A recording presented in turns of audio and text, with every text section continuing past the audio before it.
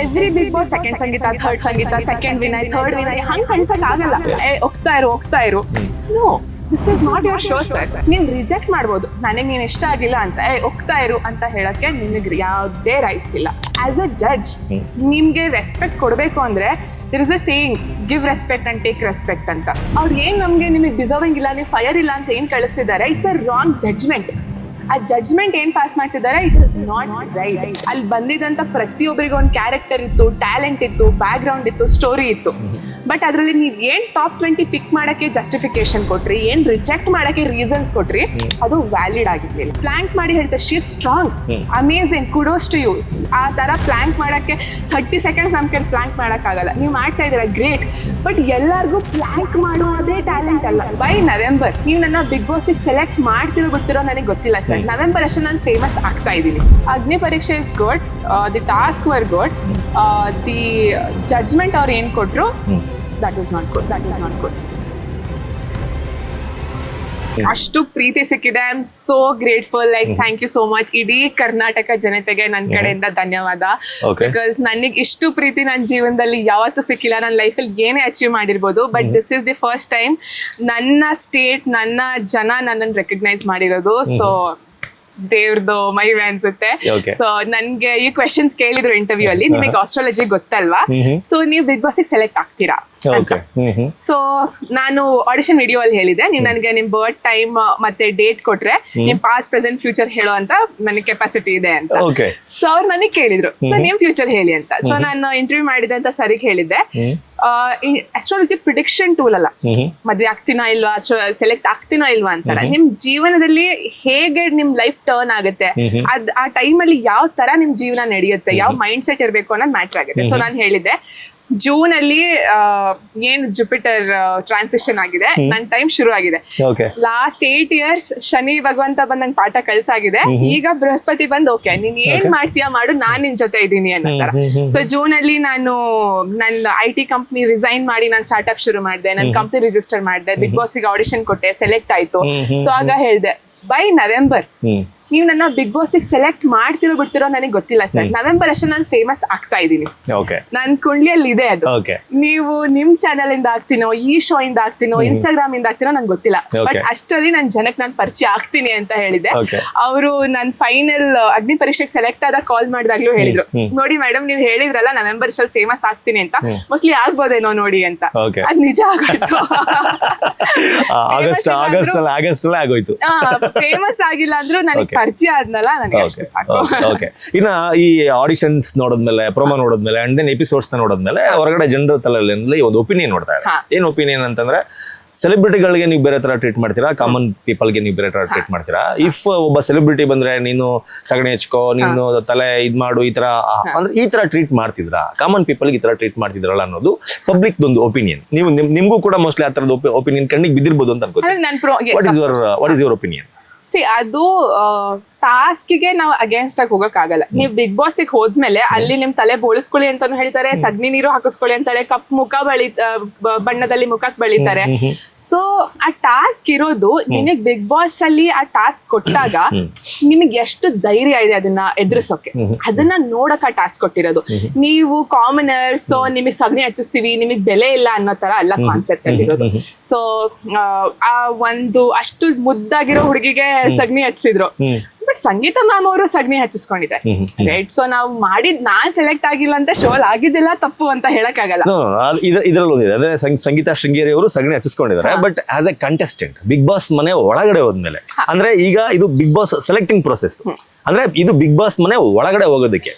ಒಳಗಡೆ ಹೋಗಾದ್ಮೇಲೆ I know there is agreement, ಹಿಂಗಿರುತ್ತೆ, ಯಾವ್ದು ನೀವು ಅಪೋಸ್ ಮಾಡಂಗಿಲ್ಲ, ಏನ್ ಹೇಳ್ತಾರೆ ಅದನ್ನ ಮಾಡ್ಬೇಕು ಅನ್ನೋದು there is agreement, Bigg Boss agreement. ಅಲ್ಲಿ ಹೋದ್ಮೇಲೆ ನೀವು ಮಾಡ್ಲೇಬೇಕು. But this is selecting process. ಯಾವ ಸೆಲೆಬ್ರಿಟಿನೂ ಕೂಡ ಈ ತರ ಸೆಲೆಕ್ಟ್ ಮಾಡಲ್ಲ, ಸೆಲೆಕ್ಟ್ ಪ್ರೊಸೆಸ್ ನಡೆಯಲ್ಲ. ಬಟ್ ಕಾಮನ್ ಮ್ಯಾನ್ ಅಂತ ಬಂದಾಗ ಯಾಕೆ ಈ ತರ ಮಾಡ್ತಾ ಇದ್ದಾರೆ ಅನ್ನೋದು ಪಬ್ಲಿಕ್ ಒಪಿನಿಯನ್. ಸೊ ಏನಾಗ್ತಿದೆ ಅಂದ್ರೆ ಅದರಲ್ಲಿ ಕಲರ್ಸ್ ಟ್ಯಾಲೆಂಟ್ ಮೇನ್ ಇದೆ. ಸೊ ಅವರು ನೀವು ಆಲ್ರೆಡಿ ಒಂದ್ ಸೆಲೆಬ್ರಿಟಿ ಆಗಿದ್ದೀರಾ ಟು ಸಮ್ ಎಕ್ಸ್ಟೆಂಟ್. ನೀವು ಶೋಗ್ ಬಂದ್ರೆ ಜನ ನಿಮ್ನ ನೋಡ್ತಾರೆ. ಸೊ ನೀವು ಏನ್ ಕ್ಯಾಮ್ರಾ ಮುಂದೆ ಮಾಡಿದೀರಾ ಅಥವಾ ಅವ್ರ ಏನ್ ಇಂಡಸ್ಟ್ರಿಯಲ್ಲಿ ಗೊತ್ತಿರುತ್ತೆ, ಅವ್ರಿಗೆ ಒಂದು ಐಡಿಯಾ ಇರುತ್ತೆ ನಿಮ್ಮಲ್ಲಿ ಸ್ಟ್ರೆಂತ್ ಇದೆ ಇಲ್ಲ ಅಂತ. ಬಟ್ ಆಸ್ ಅ ಕಾಮನರ್ ಟೀಮ್ಗೆ ಒಂದ್ ಅರ್ಧ ಗಂಟೆ ಇಂಟರ್ವ್ಯೂ ಅಲ್ಲಿ ಜಡ್ಜ್ ಮಾಡಕ್ ತುಂಬಾ ಕಷ್ಟ. ಈಗ ನಾನ್ ಹೋಗಿ ಹೇಳ್ಬೋದು ನಾನು ಏನಾದ್ರೂ ಮಾಡ್ತೀನಿ ಅಂತ, ಬಟ್ ಒಂದ್ ಟಾಸ್ಕ್ ಕೊಟ್ಟಾಗ ನಾನ್ ಮಾಡದೇ ಇರ್ಬೋದು. ಸೊ ಅದನ್ನ ಇವ್ರು ಏನ್ ಹೇಳಿದಾರೆ ಅದನ್ನ ನಿಜವಾಗ್ಲೂ ಮಾಡೋ ಅಂತ ಇದೆಯಾ, ಅವ್ರಿಗೆ ಅಲ್ಲಿ ಕೆಪಾಸಿಟಿ ಇದೆಯಾ ಅಂತ ಅವ್ರು ಚೆಕ್ ಮಾಡ್ತಾ ಇರೋದು. ಬಟ್ ಐ ಅಗ್ರಿ, ಲೈಕ್ ಸೆಲೆಬ್ರಿಟೀಸ್ಗೆ ಏನು ಮಾಡದೆ ಡೈರೆಕ್ಟ್ ಎಂಟ್ರಿ ಸಿಕ್ಬಿಡುತ್ತೆ, ಫೇಮ್ ಸಿಗುತ್ತೆ, ಆಮೇಲೆ ಅವ್ರಿಗೆ ಪ್ರೂವ್ ಮಾಡ್ಕೊಳ್ಳೋ ಚಾನ್ಸ್ ಸಿಗುತ್ತೆ.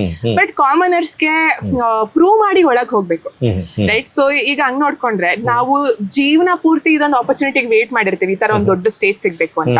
ಆ ಒಂದ್ ಟಾಸ್ಕ್ ಅಥವಾ ಅದ್ ಏನ್ ವೇಟಿಂಗ್ ಟೈಮ್ ಇತ್ತು, ನಾನ್ ಮಾರ್ನಿಂಗ್ 6 ಗಂಟೆ ಮೇಕಪ್ ಡ್ರೆಸ್ ಹಾಕೊಂಡು ಹೋಗಿದ್ದು, ನನ್ ಶೂಟ್ ನಡೆದಿದ್ದು ಮಧ್ಯರಾತ್ರಿ 1 ಗಂಟೆ.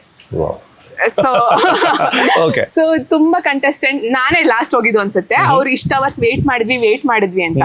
ನಾವ್ ಇಡೀ ಜೀವನ ಪೂರ್ತಿ ವೇಟ್ ಮಾಡಿದ್ವಿ ಆ ತರ ಒಂದ್ ಸ್ಟೇಜ್ಗೆ. 124 ಅಲ್ಲ 48 ಅವರ್ಸ್ ನಾನು ವೇಟ್ ಮಾಡಕ್ ರೆಡಿ ಇದೀನಿ, because I want that, I am ready to prove that. So ಅಲ್ಲಿ ಇದ್ದಿದ್ ಕಂಟೆಸ್ಟೆಂಟ್ಸ್ ಅದನ್ನ ಸ್ಪಿರಿಟ್ ಆಗೇ ತಗೊಂಡಿದ್ದಾರೆ. ಬಟ್ ಗಿನ್ನೆಸ್ ರೆಕಾರ್ಡ್ ಟೇರ್ ಮಾಡಿ ಒಂದಿದ್ದು, I don't agree with that. So ಈಗ ಫಾರ್ ಎಕ್ಸಾಂಪಲ್, ಈಗ ನಾನು ಮಿಸ್ ಇಂಡಿಯಾ ಕ್ರೌನ್ ಹಾಕೊಂಡು ಹೋಗಿದ್ದೆ, ನೀನು ಒಳಗ್ ಬರ್ಬೇಕು ಅಂದ್ರೆ ಮಿಸ್ ಇಂಡಿಯಾ ಕ್ರೌನ್ ಹೊಡೆದಾಕು ಅಂತ ಅಂದ್ರೆ ಅದು ಏನು ಪ್ರೂವ್ ಮಾಡಲ್ಲ. ಅದು ನಾನ್ ಮಾಡಿರೋಂತ ಒಂದು ಅಚೀವ್ಮೆಂಟ್, ಅದಕ್ಕೆ ಅದು ಒಂದ್ ಸ್ಟೋನ್ಸ್ ಆಗಿರ್ಬೋದು, ಬಟ್ ಅದಕ್ಕೆ ಆದಂತ ಒಂದ್ ಬೆಲೆ ಇರುತ್ತೆ. ಅದನ್ನ ಹೊಡೆದಾಕೋದ್ರಿಂದ ನಾನು ಏನು ಪ್ರೂವ್ ಮಾಡಲ್ಲ. ಗಿನ್ನೆಸ್ ರೆಕಾರ್ಡ್ ನ ಹರಿದಾಕೋದ್ರಿಂದ ಅವ್ರು ಏನು ಪ್ರೂವ್ ಮಾಡ್ತಾ ಇಲ್ಲ. ಅವ್ರು ಗಿನ್ನೆಸ್ ರೆಕಾರ್ಡ್ ಮಾಡಿ ಅವ್ರು ಪ್ರೂವ್ ಮಾಡ್ಕೊಂಡಿದ್ದಾರೆ. ಸೊ ಅದ್ task I don't agree. But ಏನ್ ತಲೆ ಬೋಳಿಸ್ಕೊಂಡ್ರು, ಸಗಣಿ ಹಾಸ್ಕೊಂಡ್ರು, I know it is a very hard task. ನನಗೆ ಅವರು ಟಾಪ್ 60 ಅವ್ರು ನಾನು ನೋಡಿದ್ದೆ, ಹಾಯ್ ನನಗೆ ಇಂಗ್ಲಿಷ್ ಕನ್ನಡ ಸ್ವಲ್ಪ ಬರಲ್ಲ, ಸ್ವಲ್ಪ ಅಡ್ಜಸ್ಟ್ ಮಾಡ್ಕೊಳ್ಳಿ ಅಂತೆಲ್ಲ. ನಾನಾಗ ಅಯ್ಯೋ ಎಷ್ಟು ಮುದ್ದಾಗಿದೆ ಹುಡುಗಿ ಅಂತ ಅನ್ಕೊಂಡಿದ್ದೆ. ಸೊ ಅವ್ರಿಗೆ ಸಗಣಿ ಹಾಕಿರೋದ್ ನೋಡಿ ನನ್ಗೂ ಬೇಜಾರಾಯ್ತು. ಬಟ್ ಇಟ್ ಶೋಸ್ ದಟ್ ಅವ್ರು ಅದನ್ನು ಮಾಡಕ್ ನಾನು ರೆಡಿ ಇದೀನಿ ಅಂತ. ಅದನ್ನ ಅವ್ರು ಪ್ರೂವ್ ಮಾಡ್ಕೊಳಕ್ ಒಂದ್ ಚಾನ್ಸ್ ಸಿಕ್ಕಿದೆ ಅನ್ಕೋಬೇಕು. ಸೊ ನಾವು ಸೆಲೆಬ್ರಿಟಿ ಅಲ್ಲ, ಸೆಲೆಬ್ರಿಟಿ ಆಗೋಕ್ ನಾವ್ ಇಷ್ಟ ಪಡ್ತಾ ಇದೀವಿ. ಸೊ ನಾವು ಪ್ರೂವ್ ಮಾಡ್ಕೊಳಕ್ ರೆಡಿ ಇರ್ಬೇಕು. ಓಕೆ.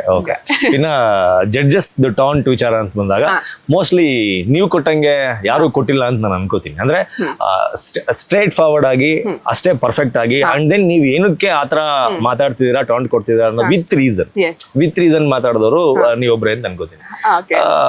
ಅದ್ರ ಜೊತೆಗೆ ಅಲ್ಲಿರುವಂತ 4 ಜನ ಜಡ್ಜಸ್ ಏನಿದ್ರು ಅವ್ರ ಮೇಲೆ what is your opinion? I think ಅಲ್ಲಿ ಅವ್ರು ಬಂದಿದ್ದಾರೆ ಅಂದ್ರೆ ಅವ್ರ ಲೈಫಲ್ಲಿ ಏನೋ ಒಂದ್ ಮಟ್ಟಕ್ಕೆ ಹೋಗಿನೇ ಅವ್ರಲ್ಲಿ ಬಂದಿದ್ದಾರೆ. ಶ್ರುತಿ ಮ್ಯಾಮ್ ಅವ್ರು ಮಾಡಿರೋ ಸಾಧನೆ ಎಲ್ಲರಿಗೂ ಗೊತ್ತು. ಇನ್ನ ಸಂಗೀತ ವಿನಯ್ ಗೌಡ ಅವ್ರ ಬಿಗ್ ಬಾಸ್ ಜಡ್ಜ್ ಇಂದಾನೆ ಫೇಮಸ್. ಇನ್ನ ಚಂದನ್ ಶೆಟ್ಟಿ ಅವ್ರದ್ದು ಅವ್ರದೇ ಆದಂತ ಒಂದು ಸಾಧನೆ ಲಿಸ್ಟ್ ಇದೆ. ಸೊ ಅವ್ರಿಗೆ ಅಲ್ಲಿರೋ ಅಂತ ಕೆಪಾಸಿಟಿ ಇದೆ, ಅದಕ್ಕೆ ಅವ್ರು ಟ್ಯಾಲೆಂಟ್ ಇಂದ ಮಾಡಿರೋದು.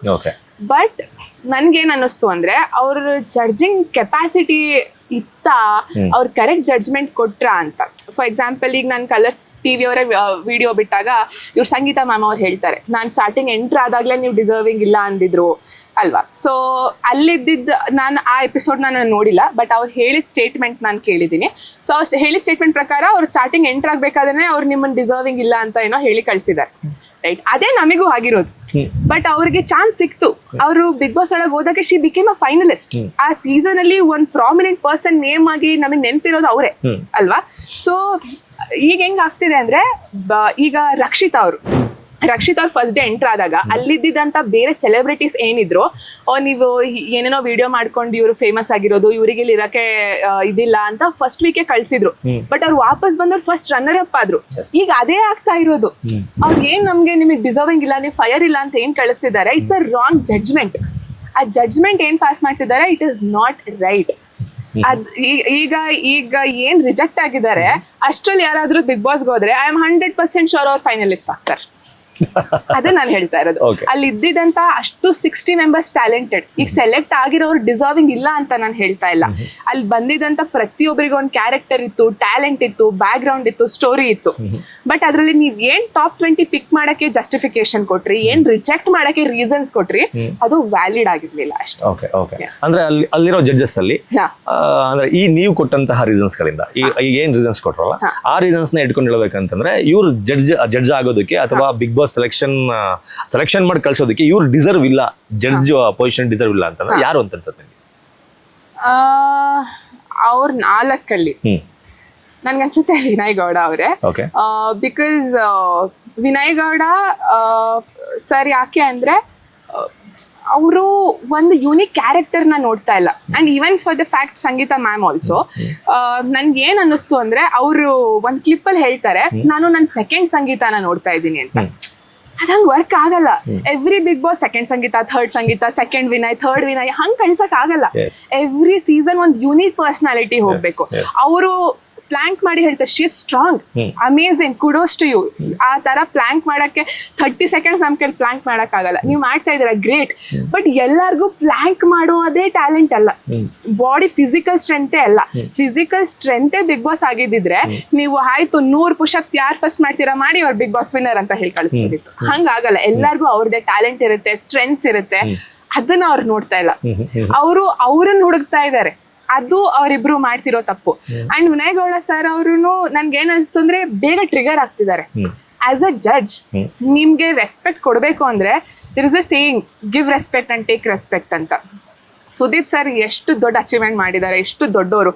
ಅವ್ರು ಬಿಗ್ ಬಾಸ್ ಬಂದಾಗ ಯಾವ್ದಾದ್ರು ಕಂಟೆಸ್ಟೆಂಟ್ಗೆ ಅವಮಾನ ಮಾಡಿರೋದು ನೋಡಿ. ಸಿಂಗ್ಯುಲರ್ ಆಗಿ ಮಾತಾಡೋದು ನೋಡಿ. ಸಿಂಗ್ಯುಲರ್ ಆಗೇ ಮಾತಾಡಲ್ಲ. ನೀವ್ ಏನೇ ಆಗಿರಿ. ನನಗೇನೊಂದು 2,000 ಫಾಲೋವರ್ಸ್ ಇದ್ರು, ಈಗ ಒಂದ್ 5,000 ಆಗಿದ್ದಾರೆ ಜನದ ಇಂದ. ನಾನು ಹೋದ್ರು ಅವರು ಅಷ್ಟು ರೆಸ್ಪೆಕ್ಟ್ ಕೊಟ್ಟೆ ಮಾತಾಡ್ತಾರೆ. ಆಗ ನಮ್ಗೆ ಅನ್ಸುತ್ತೆ ಇವರು ದೊಡ್ಡವರು, ಇವ್ರು ಡಿಸರ್ವಿಂಗ್ ಇದ್ದಾರೆ, ಸರ್ ಗ್ರೇಟ್ ಅಂತ. ಸೊ ನೀವು ಜಡ್ಜ್ ಆಗಿದ್ದೀರಾ ಅಂದ್ರೆ ನೀವು ಆ ತರ ಬಿಹೇವ್ ಮಾಡ್ಬೇಕು. ನಾವ್ ಮಾತಾಡಿದಾಗ ಸರ್ ನೀವು ಗ್ರೇಟ್, ನೀವು ಇಷ್ಟು ಚೆನ್ನಾಗಿ ಎಲ್ಲಾರನ್ನೂ ನಡೆಸ್ಕೊತಾ ಇದ್ದೀರಾ, ನೀವು ಡಿಸರ್ವಿಂಗ್ ಇದ್ದೀರಾ ಸರ್ ಅಂತ ನನಗೆ ಅನ್ನಿಸ್ಬೇಕು. ಬಟ್ ಅದ್ರಲ್ಲಿ ಹೆಂಗಾಗ್ತಿದೆ ಅಂದ್ರೆ ಕಂಟೆಸ್ಟೆಂಟ್ ಗಿಂತ ಅವರೇ ಟ್ರಿಗರ್ ಆಗ್ತಾ ಇದ್ದಾರೆ. ಸೊ ಅವ್ರು ಒಂದ್ ಹೇಳಿದ ತಕ್ಷಣ ಹೋಗ್ತಾ ಇರು. No, this is not your show sir. ನಿಮಗೆ ಹೇಳೋ ಯಾವ್ದೇ ರೈಟ್ಸ್ ಇಲ್ಲ. ನೀವು ರಿಜೆಕ್ಟ್ ಮಾಡ್ಬೋದು, ನನಗೆ ನೀನ್ ಇಷ್ಟ ಆಗಿಲ್ಲ ಅಂತ ಹೋಗ್ತಾ ಇರು ಅಂತ ಹೇಳಕ್ಕೆ ನಿಮಗೆ ಯಾವ್ದೇ ರೈಟ್ಸ್ ಇಲ್ಲ. ಸೊ ಆಸ್ ಅ ಜಡ್ಜ್ ನಿಮ್ದೇ ಆದಂತ ಒಂದು ರೆಸ್ಪೆಕ್ಟ್ ಇರುತ್ತೆ, ನಿಮ್ದೇ ಆದಂತ ಒಂದು ಪೊಸಿಷನ್ ಇರುತ್ತೆ, ಅದನ್ನ ಫಿಲ್ ಮಾಡ್ಬೇಕು ನೀವು ಅಷ್ಟು ಡಿಗ್ನಿಟಿಯಿಂದ. ಸೊ ನೀವು ನಾವು ಕಾಮನರ್ಸ್, ನಾವ್ ಯಾರೂ ಅಲ್ಲ, ನಮ್ಮಿಂದಾನೇ ನೀವಿಷ್ಟು ಟ್ರಿಗರ್ ಆಗ್ತಿದ್ದೀರಾ ಅಂದ್ರೆ again the same line. Yes I think Sudeep sir ನ ನೋಡಿ ಐ ಥಿಂಕ್ ಒಂದಷ್ಟು ಇಂಪ್ಲಿಮೆಂಟ್ ಮಾಡ್ಕೋಬೇಕಾಗುತ್ತೆ. ನಾವ್ ಎಲ್ಲರೂ ಕಲಿಯೋದಿದೆ ಸುದೀಪ್ ಸರ್ ನ ನೋಡಿ. ನಾವು ಆಸ್ ಎ ಹ್ಯೂಮನ್ ಎಷ್ಟೊಂದ್ ಸರಿ ಈಸಿಲಿ ಯಾರನ್ನೋ ಡಿಸ್ರೆಸ್ಪೆಕ್ಟ್ ಮಾಡ್ಬಿಡ್ತೀವಿ. ಬಟ್ ಅವ್ರನ್ನ ನೋಡಿ ನನಗ್ ಅನ್ಸಿದ್ದು, ನಾನು ಕಂಟೆಂಟ್ ಕ್ರಿಯೇಟರ್ಸ್ಗೆ ಮೊದ್ಲು ಏನ್ ಪರ್ಸ್ಪೆಕ್ಟಿವ್ ಇಟ್ಕೊಂಡು ಹೋಗಿದ್ದೆ, ಅವ್ರು ಮಾತಾಡ್ಸಿದ್ಮೇಲೆ ನಂಗೆ ಗೊತ್ತಾಯ್ತು ಸುದೀಪ್ ಸರ್ ಅವ್ರು ಯಾಕೆ ಎಲ್ಲರಿಗೂ ಇಷ್ಟು ರೆಸ್ಪೆಕ್ಟ್ ಕೊಡ್ತಾರೆ ಅಂತ. So that's why he deserves to be there. ಚಿಕ್ಕ ಮಗುಗುನು ನೀವು ಹೋಗಿ ಬನ್ನಿ ಅಂತಾರೆ. ಹೌದು, ಅವ್ರನ್ನ ನೋಡಿ ನಾವು ಕಲಿಯೋದು ತುಂಬಾ ಇದೆ. Okay fine. ಈ ಟೋಟಲಿ ಈ ಅಗ್ನಿ ಪರೀಕ್ಷೆ ಅನ್ನೋ concept do you like it? ನಿಮ್ಗೆ ಇಷ್ಟ ಆಯ್ತಾ ಅಥವಾ ಇಷ್ಟ ಆಗ್ಲಿಲ್ಲ? ಇಷ್ಟ ಆಯ್ತು. ಓಕೆ, ಕಾಮನರ್ಸ್ಗೆ ಯಾವಾಗ ಚಾನ್ಸ್ ಸಿಕ್ಕಿತ್ತು ಹೋಗಿ, ಯಾವ್ದೋ ಒಂದ್ ಸೀಸನ್ ಅಲ್ಲಿ 2-3 ಜನ ನಿವೇದಿತಾ ಮ್ಯಾಮ್ ಅವ್ರು ಹೋಗಿರ್ಬೋದು. ಬಟ್ ಅದು ಬಿಟ್ಟು ಪ್ರಥಮ ಸೀಸನ್ ಇಂದ ಐ ಥಿಂಕ್ ಸೀಸನ್ ನಂಬರ್ 4 ಇಂದ ಒಂದು ಕಾಮನ್ ಮೆನ್ ಕೋಟ ಅಂತ ಸ್ಟಾರ್ಟ್ ಆಗಿದ್ದು, if I am not wrong. ಅಂದ್ರೆ ಪ್ರಥಮ ಬಂದಿದ್ರಲ್ಲ, ಅದು ಕಾಮನ್ ಮೆನ್ ಕೋಟದಲ್ಲೇ ಬಂದಿದ್ದು. ಕಾಮನ್ ಮೆನ್ ಕೋಟದಲ್ಲಿ ಬಂದಿದ್ದಲ್ಲ, ಪ್ರಥಮ ಎಂಟ್ರಿ ಆದ ಬಿಗ್ ಬಾಸ್ ಎಂಟ್ರಿ ಆದ ಈಸ್ ಅ ಕಾಮನ್. ಹೌದಾ, ನಮಗೆ ಗೊತ್ತಿಲ್ಲ. ಬಿಕಾಸ್ ನನಗೆ ಕಲರ್ಸ್ ಟೀಮ್ ಅವ್ರು ಯಾರು ಗೊತ್ತಿರ್ಲಿಲ್ಲ. ನನಗೆ ಬಿಗ್ ಬಾಸ್ ಎಂಟ್ರಿ ಹೆಂಗ್ ಸಿಗೋದು, ನಾನ್ ಇದ್ದೀನಿ, ನನ್ನ ಎಕ್ಸಿಸ್ಟೆನ್ಸ್ ಇದೆ ಅಂತ ಯಾವ ಚಾನೆಲ್ಸ್ಗೂ ಗೊತ್ತಿರ್ಲಿಲ್ಲ. ಸೊ ಅವ್ರು ನನಗೆ ಹೆಂಗ್ ಚಾನ್ಸ್ ಕೊಡಕ್ ಇತ್ತು ಆಪರ್ಚುನಿಟಿ, ನನಗ್ ಸಿಗೋ ಚಾನ್ಸೇ ಇರ್ಲಿಲ್ಲ. ಈ ಅಗ್ನಿ ಪರೀಕ್ಷೆ ಬಂದಿರೋದ್ರಿಂದಾನೇ ನನಗೊಂದ್ ಚಾನ್ಸ್ ಸಿಕ್ತು. ಆ ಸ್ಟೇಜ್ ಮೇಲೆ ನನಗೆ 5 ನಿಮಿಷ ಟೈಮ್ ಸಿಕ್ಕಿರ್ಬೋದು, ಬಟ್ ಅದರಿಂದ ನನ್ಗೆ ಜನಕ್ ನನ್ ಪರಿಚಯ ಆದೆ. So it's a great concept, but ಅದನ್ನ ನಾವ್ ಇನ್ನ ಚೆನ್ನಾಗಿ ನಡೆಸ್ಬೋದು.